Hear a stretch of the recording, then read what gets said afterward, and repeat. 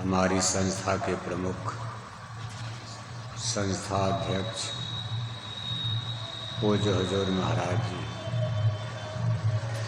आज के इस सत्संग समारोह में भाग ले रहे सभी सम्मानित सत्संग धर्म प्रेमी भाई बहनों, प्यारे बच्चों, आज आपके इस आश्रम की पवित्र भूमि पर जनपद गाजीपुर उत्तर प्रदेश परम पूज्य स्वामी जी महाराज की वह अमर वाणी जो हमारे लौकिक पारलौकिक जीवन के लिए बहुआयामी दृष्टिकोण से लाभकारी है, फायदेमंद है, जिस मार्ग पर चलकर हमारा मानव जन्म सफल हो जाता, सुनने और सुनाने का ये शुभ अवसर प्राप्त हो रहा,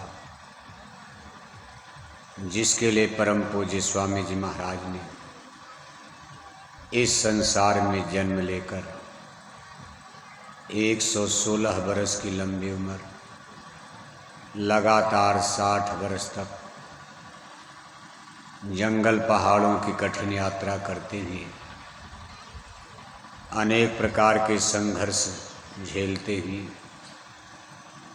अपनी आध्यात्मिक पाठशाला सत्संग में बैठाकर हमको आपको समझाने और बताने का प्रयास करते रहे। आज लगातार 12 वर्षों से पूज्य हुजूर महाराज जी भी छोटे बड़े काफिले लेकर उसी चीज़ को लोगों तक पहुंचाने का प्रयास कर रहे हैं।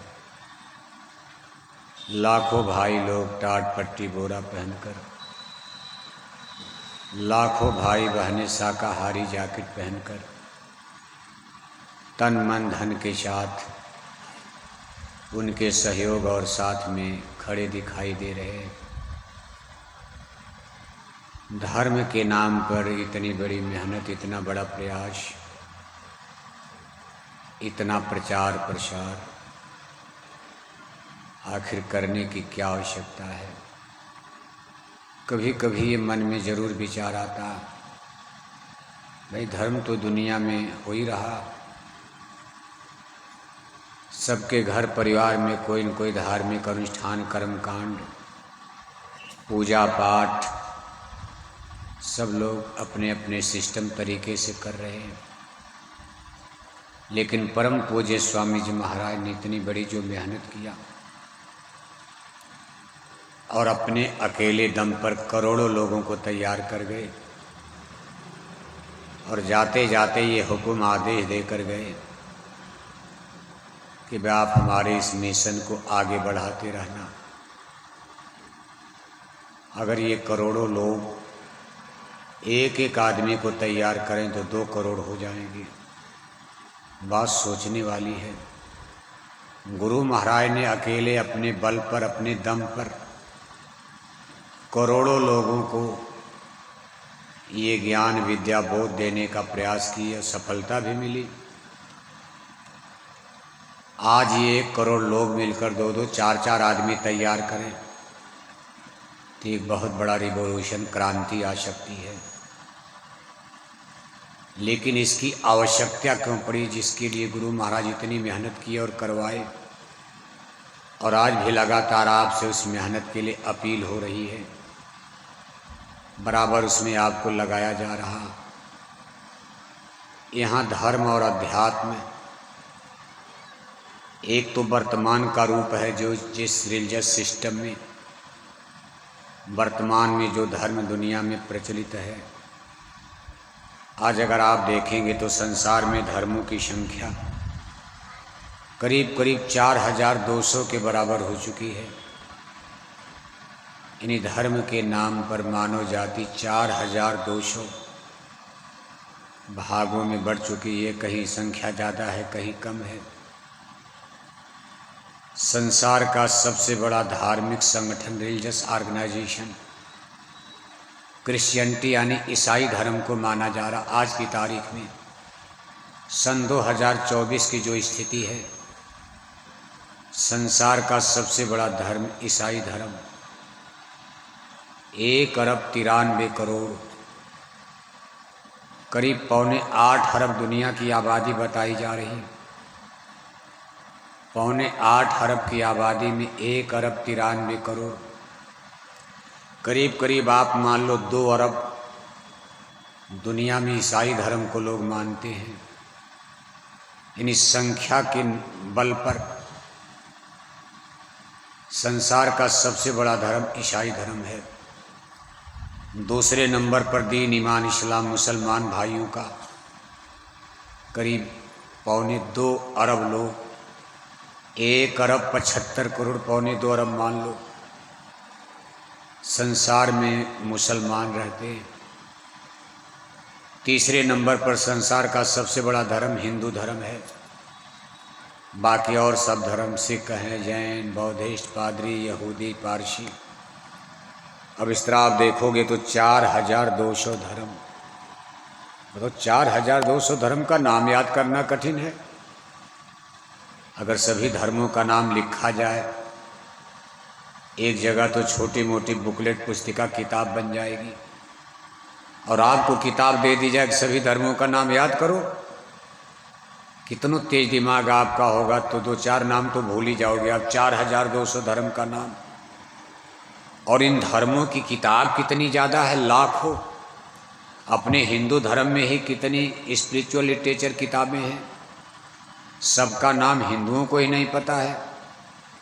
मुसलमानों के यहाँ, ईसाइयों के यहाँ, जैन, बौद्धिस्ट, पादरी, कितनी किताबें। दुनिया के सभी धर्मों की सारी किताबों को अगर एक जगह हम लोग इकट्ठा करें तो कई कोठी, कई कमरा लाइब्रेरी बन जाएगी। और इन किताबों में लिखा क्या है, पढ़ते पढ़ते कई जन्म आदमी लेगा, मरेगा। इतनी ज़्यादा धर्मों की किताब को, हटो भाई सामने से, कौन पढ़ पाएगा बताओ आप। और जब तक सभी धर्मों की किताब हम आप ना पढ़ पाएं तब तक सभी धर्मों का वास्तव में ज्ञान नहीं हो सकता। और ये चीज़ बिल्कुल असंभव है। जीवन तो सबका 100 वर्ष, 100 वर्ष में भी बैठकर दिन रात किताब तो पढ़ेगा नहीं। जन्म से लेकर मौत तक मान लो जीवन भर किताब पढ़े धर्मों की, तभी सभी धर्मों की सारी किताब को कोई आदमी 100 वर्ष में नहीं पढ़ पाएगा।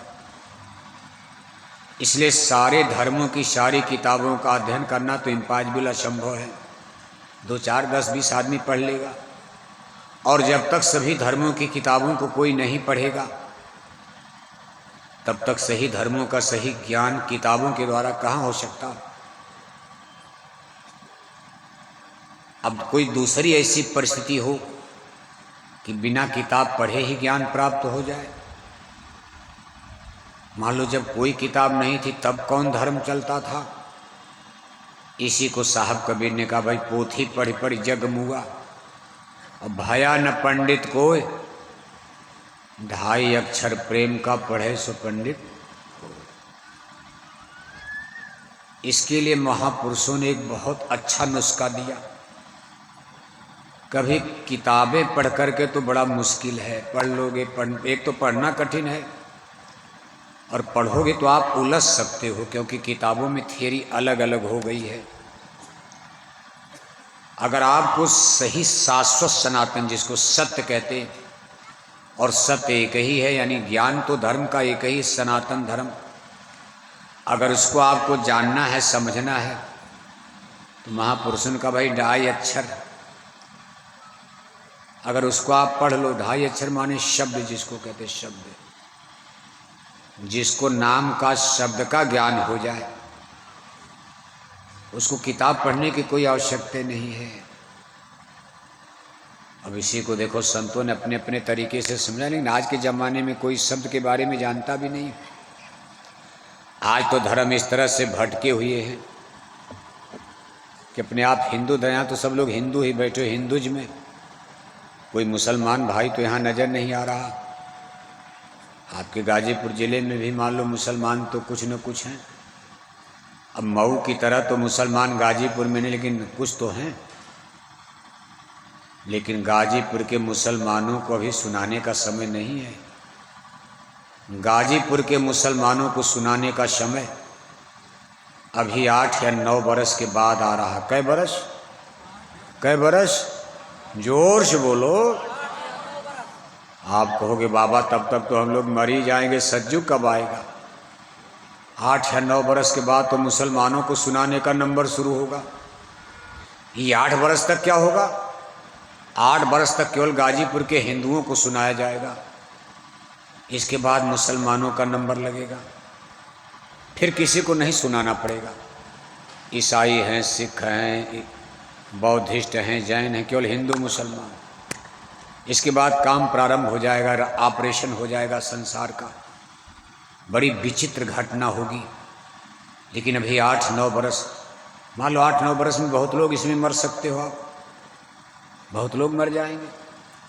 लेकिन आप मर जाओगे तो कोई हिमालय नहीं टूट जाएगा, आसमान गिर जाएगा। अरे राम चले गए, कृष्ण चले गए, क्या फर्क पड़ता, दुनिया चलेगी। गांधी चले गए, सुभाष चले गए, बड़े बड़े प्रधानमंत्री मुख्यमंत्री मरते जा रहे हैं, क्या संसार नहीं चल रहा है? हमारे लाखों सत्संगी टाट बोरे वाले मर गए तो क्या प्रचार नहीं हो रहा? कुछ और लोग मर जाओगे 8-9 बरस में, तब भी ये काम, ये तो चलता रहेगा। ये काम नहीं इंसान का, ये काम है, यही तो ताइजुब है। ये नेता लीडर का काम नहीं हो रहा। जिस काम को आप कर रहे हो, चाहे जैसे भी कर रहे हो, गरीबी में, अमीरी में, गिरते पड़ते, लुढ़कते पड़ते, ये काम कितना गजब का हो रहा है आपके द्वारा। कहा ये काम नहीं इंसान का, ये काम है। बताओ आप, कोई भगवान का काम करेगा? सरकार का काम करो, नौकरी करो, चाकरी करो, 1-2 लाख तनख्वाह मिलेगी। जो भगवान का काम कर रहा है उसकी मजदूरी कितनी होगी, सोचा कभी आपने? भगवान का काम करने वालों की मजदूरी मुक्ति है, मुक्ति पद। जन्म मरण से ही छुटकारा हो जाएगा, खेल ही खत्म हो जाएगा। इन्हीं भंडार में ही पहुंच जाओगे जहां से सबकी रचना।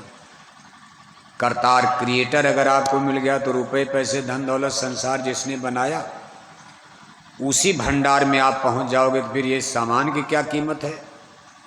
भंडारी मिल गया तो खाने की क्या कमी रहेगी? इतनी बड़ी मजदूरी आपको मिलेगी। अगर आप मान लो काम नहीं हुआ, सतयुग नहीं आया, अभी हिंदू मुसलमानों को समझाया जा रहा, तब तक आप मर गए।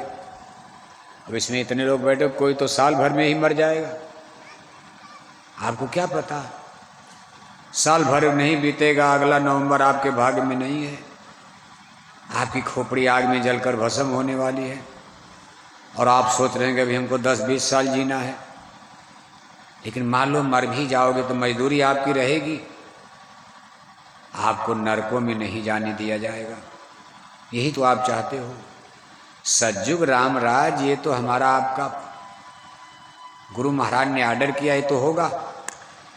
लेकिन जिस काम के लिए गुरु महाराज की शरण में आप आए हो, जब आप गुरु महाराज के पास आए, जिस दिन आपने गुरु महाराज का सत्संग सुना, आपको नामदान गुरु दीक्षा गुरु मंत्र मिला, उस दिन आपको सतयुग रामराज का कोई पता नहीं कि रामराज आएगा, हम सतयुग के सिपाही बनेंगे। उस दिन तो आप इसी लक्ष्य से आए थे कि भाई गुरु महाराज ने नामदान दिया, इससे हमारी आत्मा का कल्याण होगा। नाम कमाई, शब्द कमाई करेंगे, सुमिरन करेंगे, ध्यान करेंगे, भजन करेंगे, हमारी आत्मा का कल्याण होगा। अब यह तो गुरु महाराज ने आपको ड्यूटी दिया, जिम्मेदारी दिया, कभी देखो आत्मा का कल्याण करना है, हमारा एक काम आप कर दो, हमारा एक काम आप करवा दो, हम आपका काम करवा देंगे। आपको मुक्ति चाहिए, मोक्ष चाहिए, आप हमारे पास आए हो नरकों से बचने के लिए, जन्म मरण से छुटकारा पाने के लिए। ये काम हम आपका करेंगे, लेकिन एक हमारा भी काम करा दो। और गुरु महाराज का काम क्या था? युग परिवर्तन, कलयुग में कलयुग को हटाना और उसमें सतयुग की स्थापना करना। तो गुरु महाराज ने जिम्मेदारी आपको, आर्डर, आदेश बहुत बाद में गुरु महाराज ने दिया। अब इस आदेश के पालन का आपको कितना बड़ा लाभ मिलने वाला। कहा मंत्र मूलम गुरुर्वाक्यम, ये गुरु महाराज का वचन है। सद्गुरु का वचन है, सद्गुरु का वचन ही महामंत्र होता। गुरु महाराज ने कहा दिया बच्चा कुछ नहीं, मरते समय जय गुरुदेव नाम बोलोगे मैं मिल जाऊंगा। यानी जय गुरुदेव नाम बोल, पांचों नाम नहीं कहा मरते समय जय गुरुदेव नाम याद करना, मैं आपको मिलूंगा, आपकी मदद करूंगा। इसका भी ये मतलब नहीं कि आप 5 नाम का सुमरन छोड़ के बैठ जाइए। जिसको गुरु महाराज ने 5 नाम का मंत्र दिया वो 5 नाम जपेंगे। जिसको पूज्य महाराज जी नाम दान दे रहे हो एक ही नाम जय गुरुदेव नाम ही जपेगा। अब ये सब महामानव महापुरुषों के अधीन होता। कहा मंत्र मूलम गुरुर्वाक्यम, एक बड़ा सुंदर इस पर दृष्टांत आता। कहा सदगुरु कहे करो तुम सोई, मन के कहे करो मत कोई। अगर सदगुरु कह देंगे भाई 5 नाम छोड़ दो, केवल जय गुरुदेव नाम बोलो, कोई बात नहीं। अगर गुरु महाराज कह देंगे नहीं ये कुछ नहीं, जय गुरुदेव नाम भी नहीं, ये नाम बोलो, आपको ऑर्डर जो कर दे नहीं ये बोलो, कहा वही आपके लिए महामंत्र है, गुरु का वचन। अब आप पुरानी किताब राम रहीम केशव करीम मत देखो, सतगुरु the great master of the spiritualism में जिस सदगुरु की आप शरण वो जो कह दें बस वही माला फेरो, वही मंत्र हो जाएगा, महामंत्र हो जाएगा। देखो एक दृष्टांत आता है, सिख गुरु साहिबान 10वीं पातशाही गुरु गोविंद सिंह महाराज सिख गुरु साहिबानों की 10वीं गुरु गद्दी पर विराजमान थे 10वीं पीढ़ी में। उसमें उनका मुगल सम्राट औरंगजेब से झगड़ा चल रहा था। गुरु साहिब का डेरा तंबू जंगल में पड़ा हुआ था, वहाँ भी संगत आती थी।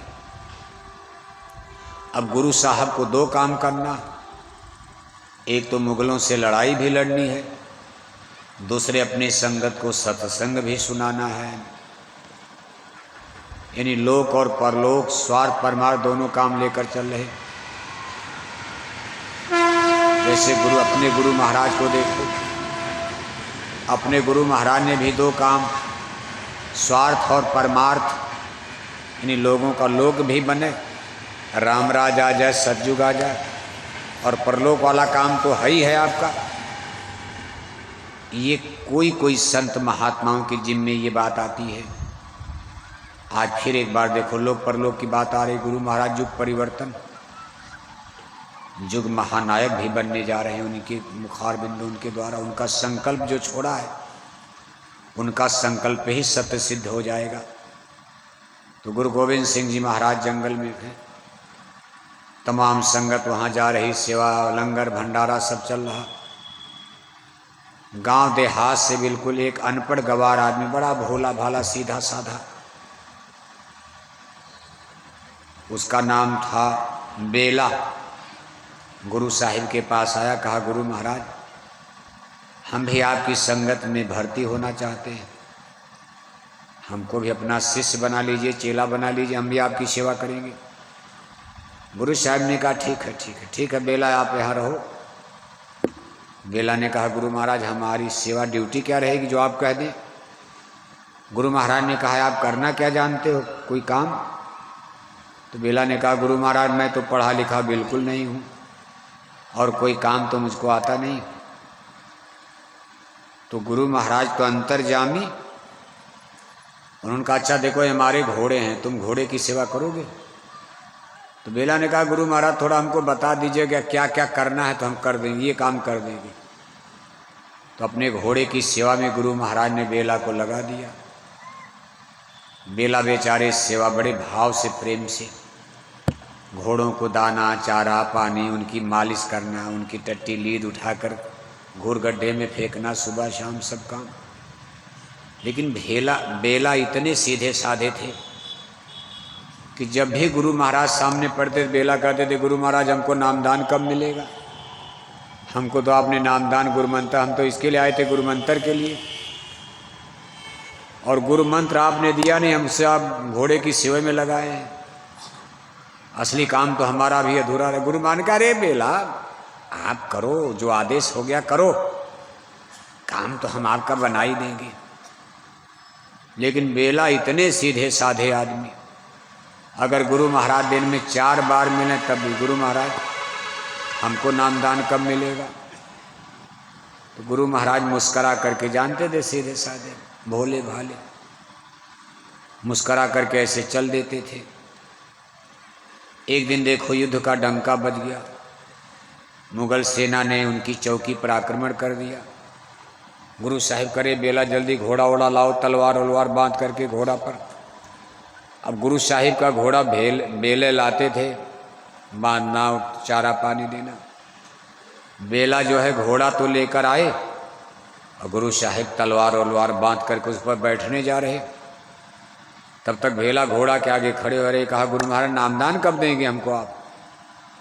तो गुरु महाराज हंस दिए। अरे कहा बेला गजब के आदमी हो, हमको लड़ाई में जाना है, वहाँ क्या होगा, हमको युद्ध लड़ना, और आपको नामदाने की चिंता पड़ी है। तो गुरु महाराज ने एक तुक पढ़ दिया। कहा बारे भाई बेला, न वक्त देखा न बेला। बेला इतने सज्जन, सोचा कि चलो यही मंत्र हो गया। कहा जाओ बारे बेला न वक्त देखा न बेला। बेला आए, अपना कमरा बंद करके अंदर में यही मंत्र शुरू कर दिया। माला भी नहीं था उनके पास, माला वाला भी नहीं था। बाहरे बेला न वक्त देखा न बेला, बाहरे बेला न वक्त देखा न बेला। इधर शाम हो गई, भंडारा में सब लोग भोजन कर रहे। भाई बेला को बुलाओ। दरवाज़ा खटखटाया जा रहा तो बेला अंदर से दरवाज़ा बंद। रात हो गई, लोग लगे सोचने क्या हो गया। देखा तो बेला दीवार से ऐसे सहारे चुपचाप बैठे। अब सत्संगियों को लगा भाई बेला मर तो नहीं गए। खिड़की से देखा, लेकिन दरवाज़ा कौन तोड़े, गुरु महाराज नाराज हो सकते हैं। अब गुरु महाराज के आने का इंतजार हो रहा। गुरु महाराज भोर में पहुँचे तो गुरु महाराज घोड़े से उतर करके खड़े हैं, इंतजार कर रहे हैं कि बेला आएंगे, घोड़ा ले जाएंगे। घोड़े को कुछ चोट भी लग गई थी, मरहम पट्टी भी करना था लड़ाई में। अब गुरु महाराज खड़े इंतजार करे, बेला आए नहीं। सब सत्संगी सामने खड़े हैं। गुरु महाराज ने कहा बेला कहाँ, बुलाओ, घोड़ा ले जाए, बांधे, इसको जरा मरहम पट्टी करें। अब बेला तो अंदर कमरे में। लोगों ने कहा गुरु महाराज बेला को तो ना जाने क्या हो गया, जब से आप गए हैं बेला अपना कमरा बंद करके ना जाने आंख बंद करके बैठे, और मालूम पड़ता मरी गए। हम लोग तो दरवाज़ा खटखटा करके थक गए, भाई भोजन कर लो, भोजन कर लो। भोजन भी नहीं किया रात में। बेला उठ ही नहीं रही, मालूम पड़ता बेला मर तो नहीं गए। कैसे मर गए, क्या बीमारी लग गई, सांप काट लिया या कोई घटना हो गई। तो गुरु महाराज कहे मेरा बेला इतनी जल्दी तो मरने वाला है नहीं, ऐसे कैसे मर जाएगा बेला। अब गुरु महाराज तो अंतर्यामी। गुरु महाराज ने कहा अच्छा चलो देखते हैं। घोड़ा खूंटे में बांधा और जाकर जब कुंडी खटखटाए, और जब गुरु महाराज ने आवाज़ लगाई तो बेला को चेतना आ गई, जाग गए। तुरंत दरवाज़ा खोला, चरणों पर गिर पड़े, चेहरे पर मुस्कान। गुरु महाराज ने कहा बेला कहाँ? बेला ने कहा गुरु महाराज बहुत बड़ी आपकी दया हो गई, मैंने तो पूरा ब्रह्मांड देख लिया, आपने हमको सारे ब्रह्मांड को दिखा दिया। अब सत्संगी जो बगल में खड़े थे वो लोग भाई पागल हो गया, नामदान मिला नहीं, अभी जमाया 10-20 दिन यहाँ आया है आश्रम में, इतनी जल्दी ब्रह्मांड देख लिया। हम लोग 10-10 साल 20-20 साल से मरे जा रहे हैं, 10-10 साल 20-20 साल हो गया, कहीं काला गोरा का पता नहीं, माला कान में उंगली डालो, आंख बंद करो, और इस आदमी को नामदान भी नहीं मिला और सेवा भी बहुत नहीं कि अभी तो महीना 2 महीना में आया, घोड़ों की थोड़ी सी सेवा मेवा कर लिया, बस कहा कि हमारा तो ब्रह्मांड मैंने देख लिया। गुरु महाराज के चरणों पर बेला गिर गए। अरे कहा गुरु महाराज आप हमको ब्रह्मांड टहला रहे थे, देखो भेदे खोल दिया। कहा गुरु महाराज आप तो वहाँ मिले थे हमको, और आप ही ने तो हमको घुमा के दिखा, देखो ये ब्रह्मा है, विष्णु, ये शंकर, ये हैं, ये हैं, ये हैं सब। अब गुरु महाराज मुस्करा रहे हैं, कुछ बोले नहीं। अरे कहा बेला बर्दाश्त करो, बर्दाश्त करो, हजम करो, हजम करो, इस चीज़ को हजम करो। अमोलक दौलत हजम करो, किसी को भेद मत करो। लेकिन अब बेला इतनी खुशी में है, गुरु से क्या पर्दा रखना। गुरु महाराज कहते थे भाई किसी दूसरे को मत बताना, जो देखना सुनना दूसरे को मत बताना, पति पत्नी को मत बताना, पत्नी पति को मत बताना, लेकिन हमको बताना। अब जब सदगुरु सामने खड़े हैं तो बता रहे हैं। अब उसी में तमाम आश्रम वासी सुन रहे हैं। अब आश्रम वासियों में सुख बुकाहट होने लगी, गजब हो गया, तो नियम का उल्लंघन हो गया, संत मत का अपमान हो गया, संत मत के नियम का उल्लंघन हो गया। बताओ, नामदान नहीं और ब्रह्मांड दिखा दिया गुरु जी ने। हम लोग इतने दिन से मरे जा रहे, कहीं काला गोरा क्यों अध्यक्ष जी है न? कई साल, 40 साल तो बोरे पहनते हो गए, दाढ़ी बाल सफ़ेद हो गए। देखो जिस दिन हम लोगों ने बोरा पहना, कोई कक्षा 10 पास, कोई इंटर पास, कोई BA पास। आपके गाजीपुर में देखो कितने लोग। सन 14-15 मई 1983 को हम लोगों ने बोरा पहना। 1983, 83, 2024 चल रहा, 40 वर्ष से ऊपर बोरा पहनते हो गया। लेकिन कहीं अब हम ये गारंटी तो नहीं देने, किसी को नहीं दिखाई दे रहा, लेकिन ज़्यादातर लोगों से रिपोर्ट मिलती है कि हमारा भजन नहीं बनता। हमको तो दिन में 10-20 लोग मिलते ही रहते हैं, बराबर मिलते, कहते भजन नहीं बन रहा। कहा सेवा भी करते, दिन रात प्रचार भी करते, 40 साल से बोरा भी पहन रहे, शाकाहारी जाकिर भी पहन रहे, चंदा चुटकी दान दक्षिणा सब कुछ। लेकिन कहते हैं महाराज कहीं काला गोरा दिखाई सुनाई, कुछ नहीं मिल रहा, बल्कि और बुरा हाल है, बीमारी लग गई, शरीर में उल्टा हो गया। अब आश्रम के लोग जब सुन रहे हैं तो कहा भाई ये तो घोर संत मत का घोर उल्लंघन। अब कोई गुरु के सामने क्या बोलेगा, लेकिन लोगों के मन में एक शंका गई, गुरु जी ने पक्षपात कर दिया, ये क्या तमाशा हो गया। जो साथ में घुल रहा, पिट रहा, मर रहा, जर रहा, उसके लिए तो कहीं कुछ नहीं, और ये बेवकूफ आदमी, अनपढ़ गवार, बोलने का भी ढंग नहीं है इसको,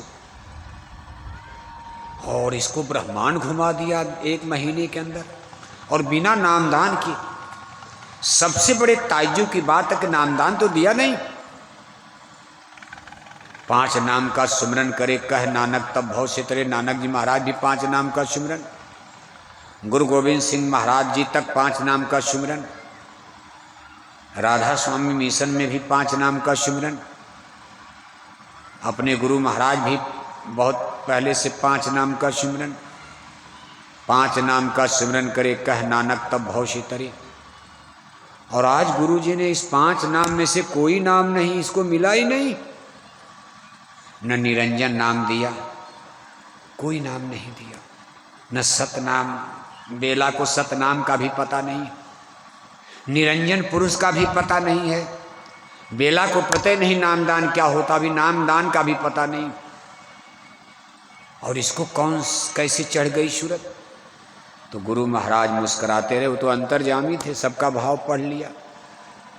इन लोगों के मन में विकार पैदा हो रहा है, जो पुराने सत्संगी नामदानी हैं, इनके अंदर ईर्ष्या पैदा हो रही है, विकार, जलन जिसको कहते। कोई आदमी आगे बढ़े, डेवलप करे, विकास करे, भाई से नहीं, भाई का जलन क्या, उसकी कोठी 2 मंजिला बन गई, एक सगे भाई की कोठी बनी नहीं, झोपड़ी है, तो ईर्ष्या नहीं हो जाती है।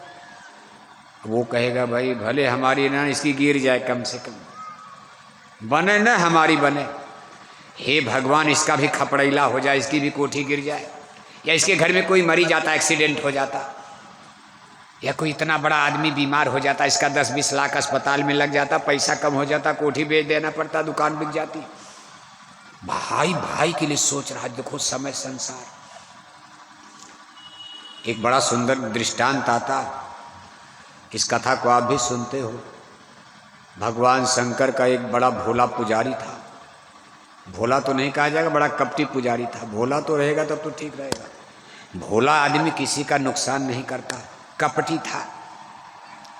भगवान शंकर की पूजा किया। भगवान शंकर भी, उनको अड़बंगी भोला कहा जाता। उनको पता नहीं किसको देना चाहिए, किसको नहीं देना चाहिए। और इसका कारण क्या है? उनकी उत्पत्ति ही तमोगुण से हुई है। अब उसमें नाराज उराज होने वाले, जैसे भगवान शंकर के भगत लोग सुनेंगे तो नाराज हो जाएंगे। कितने लोग तो भगवान शंकर के अलावा किसी को मानते नहीं, हर हर महादेव बोलते। लेकिन इन तीनों देवताओं में ब्रह्मा विष्णु शंकर में ब्रह्मा रजोगुणी, विष्णु जी सतोगुणी, भगवान शंकर तमोगुणी, इसलिए वो तमोगुण के प्रभाव में रहते हैं। इसलिए एकदम अड़भंगी भोला नाम उनका भूत